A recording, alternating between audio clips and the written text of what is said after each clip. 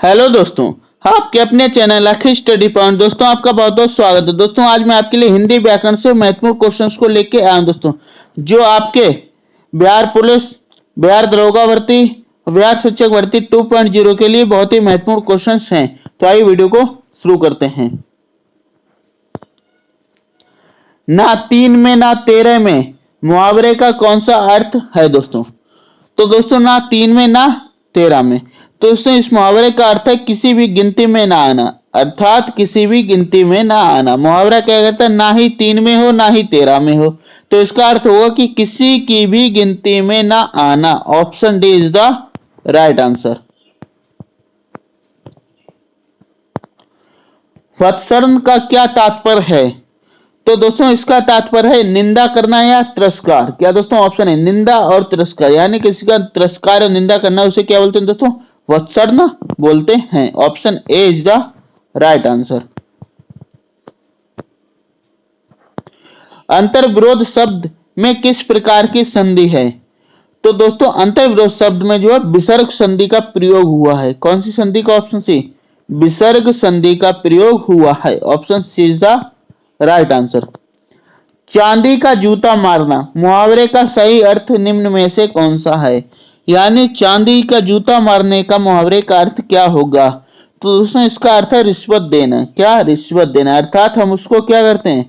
जूता भी मारते हैं, साथ में दोस्तों क्या चांदी, जो मतलब रिश्वत देके उसे क्या करते हैं? अपनी ओर करते हैं, यानी रिश्वत देना। Option A is the right answer. भारतीय आत्मा किस कवि का उपनाम है? तो दोस्तों माखनलाल चतुर्वेदी। किसको? ऑप्शन सी, माखनलाल चतुर्वेदी को जो है भारतीय आत्मा का कवि कहा जाता है। Option C is the right answer. निम्न में संयुक्त स्वर है? तो दोस्तों संयुक्त स्वर अ है दोस्तों। क्या? अ, ठीक है। अ क्या एक संयुक्त स्वर आता है दोस्तों, ठीक है। एक ए और एक औ, ये जो दो स्वर हैं दोस्तों, ये संयुक्त स्वर के अंतर्गत आते हैं। Option C is the right answer. निम्नलिखित में से तत्सम शब्द नहीं है। तत्सम शब्द होता है संस्कृत का दोस्तों। कौन सा? संस्कृत यानी शुद्ध रूप। तो कौन सा शुद्ध शब्द नहीं है? तो दोस्तों जो हल्दी, यह दोस्तों तत्सम शब्द नहीं। बाकी शाला का, गोमय और क्षीर, ये दोस्तों तत्सम शब्द है। तो नहीं वाला पूछेगा तो ऑप्शन ए वाला ही राइट आंसर हो जाएगा दोस्तों। हल्दी का तत्सम हरिद्रा होगा दोस्तों। क्या होगा? जो हल्दी होती है दोस्तों, इसका तत्सम शब्द क्या होगा? हरिद्रा होता है। ऑप्शन ए जो हमारा वैसे आंसर होगा। अश्व का पर्यायवाची शब्द है? तो अश्व का पर्यायवाची शब्द दोस्तों तुरंग है दोस्तों। क्या? तुरंग। अश्व को तुरंग है। अश्व यानी क्या होता है दोस्तों? घोड़ा। क्या? घोड़ा। घोड़ा, अश्व, तुरंग, ये सब क्या दोस्तों इसके पर्यायवाची हैं। कर शब्द से निम्नलिखित में से किस अर्थ का गोतन नहीं होता है? दोस्तों कर से जो है गधा दोस्तों, क्या का? ऑप्शन सी गधा। Option C is the right answer. Urmilesh शब्द का सही संधि विच्छेद का चयन कीजिए। उर्मिलेश, तो दोस्तों सही शब्द होगा, आइए पहले उर्मिला प्लस ईस, दोस्तों यही सही हो जाएगा दोस्तों। क्या?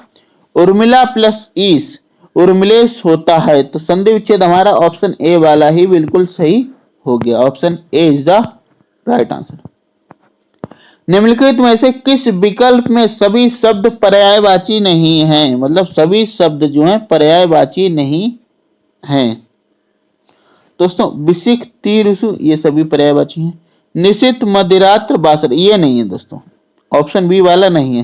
कैबल्य, निर्माण, उपवर्ग, अश्म, प्रस्तर, शिला, तो ऑप्शन बी वाला नहीं वाला पूछा गया, तो ऑप्शन बी हमारा राइट आंसर हो जाएगा। स्वार्थमय तथा अस्थिर शब्दों के विलोम रूप क्रमशः किस विकल्प में हैं? क्या दोस्तों? स्वार्थमय तथा अस्थिर शब्दों के विलोम रूप किस क्रमशः किस विकल्प में हैं? तो दोस्तों निस्वार्थी और चंचल। तो स्वार्थमय का निस्वार्थी, अस्थिर का चंचल, तो ऑप्शन ए वाला हमारा राइट आंसर हो जाएगा। Option A is the right answer. आत्मनिर्भरता शब्दों सफलता के लिंग क्रमशः क्या? मतलब आत्मनिर्भरता शब्दों सफलता के लिंग क्रमशः क्या हैं? तो दोस्तों इनके जो लिंग है दोस्तों आत्मनिर्भरता, ये एक स्त्रीलिंग में आता है, क्या में स्त्रीलिंग में आता है, शब्दों पुल्लिंग में आता है और सफलता स्त्रीलिंग में आती है। ठीक है, तो हमारा हो जाएगा स्त्रीलिंग पुल्लिंग वाला कौन सा है दोस्तों, ऑप्शन सी वाला हो जाएगा, स्त्रीलिंग पुल्लिंग और स्त्रीलिंग। तो option C is the right answer. निम्नलिखित निम्नलिखित में से व्यक्तिवाचक संज्ञा है। तो दोस्तों व्यक्तिवाचक संज्ञा क्या होती है, जिसमें कोई नाम होता है। ठीक है, तो पहला ऑप्शन हिमालय, नदी, पहाड़, घर। तो दोस्तों ऑप्शन ए वाला हिमालय, क्या दोस्तों हिमालय, हिमालय क्या एक पर्वत है दोस्तों, क्या है एक पर्वत, हिमालय पर्वत बोलते ना, हिमालय पर्वत है। ठीक है, तो ये एक नाम है। तो दोस्तों ऑप्शन ए वाला ही हमारा व्यक्तिवाचक संज्ञा के अंतर्गत आ जाएगा, option A is the right answer. निम्नलिखित में से तद्भव शब्द, दोस्तों क्या तद्भव शब्द है, तद्भव यानी क्या होता है दोस्तों, जो संस्कृत का शब्द ना हो अशुद्ध रूप हो दोस्तों। ठीक है, तो हर्ष दोस्तों शुद्ध है, सेठ शुद्ध है, व्यंग तद्भव है शब्द है, तो व्यंग दोस्तों नहीं है, कांता सही है। तो ऑप्शन सी वाला हमारा राइट आंसर हो जाएगा। कोल्हू का बैल मुहावरे का अर्थ क्या होगा, कोल्हू के बैल यानी इस मुहावरे का अर्थ होगा दोस्तों बहुत अधिक परिश्रम करने वाला, क्या अच्छी तरह खोजबीन करने वाला, जी नहीं, अच्छा तीन बातचीत करने वाला नहीं, यथाशक्ति उपाय करने वाला नहीं, बहुत अधिक परिश्रम करना, बिल्कुल सही, कोल्हू का बैल यानी बहुत अधिक परिश्रम करने वाला। तो option D is the right answer. पीताम्बर शब्द में कौन सा समास है, दोस्तों पीताम्बर शब्द में जो है हमारा बहुव्रीहि समास आता है, कौन सा, ऑप्शन बी, पीताम्बर शब्द जो है बहुव्रीहि समास के अंतर्गत जाता है, option B is the right answer.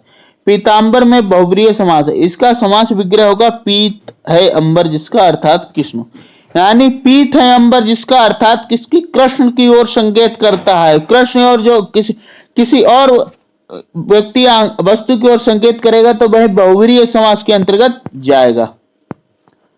राष्ट्रीयता शब्द है, तो दोस्तों एक जो राष्ट्रीयता शब्द है दोस्तों यह एक भाव है दोस्तों, क्या है, हम राष्ट्रीय, राष्ट्रीय क्या एक भाव, ना कोई जाति है, ना कोई समूह, ना कोई व्यक्ति, ये एक भाववाचक संज्ञा है दोस्तों, क्या भाववाचक संज्ञा के अंतर्गत आता है।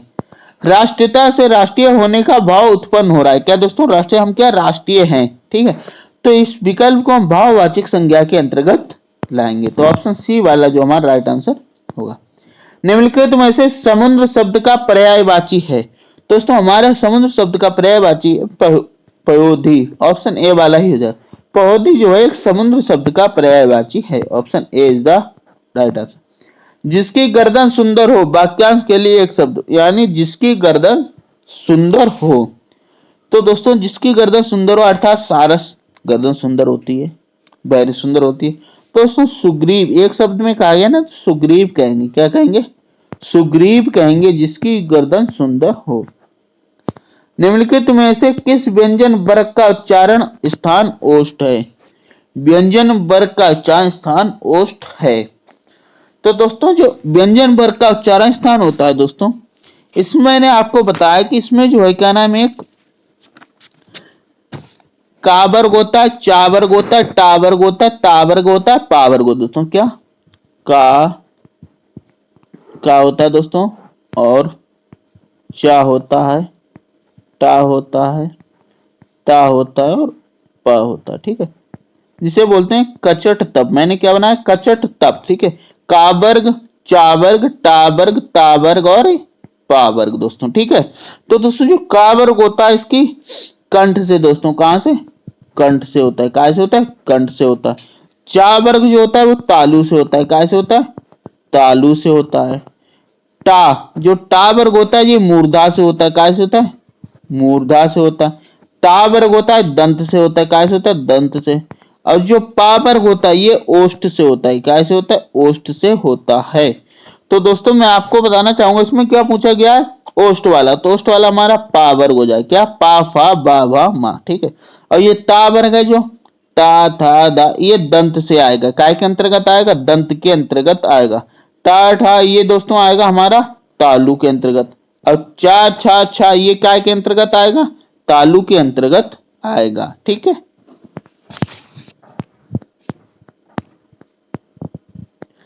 दयानंद शब्द में संधि कौन सी है?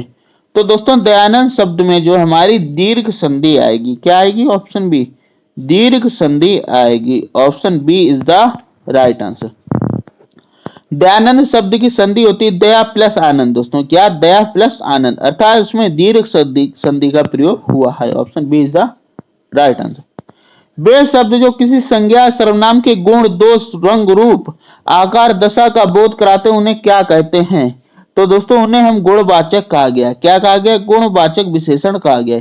अर्थात जो किसी संज्ञा का सर्वनाम के गुण बताएं, या उसका दोष बताएं, या रंग बताएं, या रूप बताएं, या आकार, या उसकी दशा बताएं, तो इन सब की तो जिसका ज्ञात होता है वह गुणवाचक विशेषण के अंतर्गत आता है। Option C is the right answer. जो शब्द संज्ञा सर्वनार्थ शब्द की विशेषता बताते हैं उन्हें विशेषण कहते हैं। वे विशेषण शब्द जो संज्ञा या सर्वनाम शब्द के गुण, दोष, रूप, रंग, आकार, स्वाद, दशा, अवस्था, स्थान आदि की विशेषता प्रकट करते हैं उन्हें गुणवाचक विशेषण कहलाते हैं।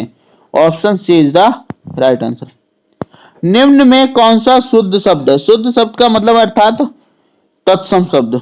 तो ये दोस्तों मुमूर्ष, यही दोस्तों हमारा शुद्ध शब्द हो जाए। ये संस्कृत का शब्द है। तालव्य व्यंजन है, इसमें हमें बताना दोस्तों कि कौन सा तालव्य व्यंजन है। तालव्य व्यंजन दोस्तों क्या होता है? जो तालु बोलते हैं, ठीक है। तो मैं आपको बताना चाहूंगा ये टा वाला जो वर्ग है दोस्तों, ये टा वाला क्या दोस्तों, ये जो हमारा टा वाला वर्ग है दोस्तों, टा वाला वर्ग जो है दोस्तों वह मूर्धा के अंतर्गत आता है। काय के अंतर्गत आता है? मूर्धा के अंतर्गत आता है। मूर्धा के अंतर्गत आता है। साथ ही दोस्तों ये चा वाला जो वर्ग है, कौन सा? चा छा जा, तो जो चा छा जा वाला जो वर्ग है ये तालु के अंतर्गत आता है। काय के? तालु के अंतर्गत आता है। का खा गा वाला ये कंठ के अंतर्गत आता है। काय के आता है? कंठ के अंतर्गत आता है। और ता था दा धा यह जो हमारा दंत वर्ग के अंतर्गत आता है। काय के? दंत वर्ग के अंतर्गत। हमसे क्या पूछा है? तालव्य वाला पूछोगे, तो तालव्य वाला हमारा कौन सा? ऑप्शन बी हो जाएगा, ठीक है। ऑप्शन बी जो है राइट आंसर हो जाएगा। वरवर शब्द का विलोम है, तो वरवर शब्द का जो विलोम होगा दोस्तों वह सभ्य होगा। क्या? सभ्य। ऑप्शन है सभ्य जो है वरवर शब्द का विलोम शब्द है। चिन्ह कहलाता है, दोस्तों ये जो चिन्ह दिया गया है ये कौन सा चिन्ह कहलाता है? तो दोस्तों इस चिन्ह को जो है निर्देशक चिन्ह कहा गया है। क्या कहा गया? निर्देशक चिन्ह कहा गया है। Option A is the right answer. आइए कुछ चिन्ह हैं दोस्तों इसमें देखते हैं।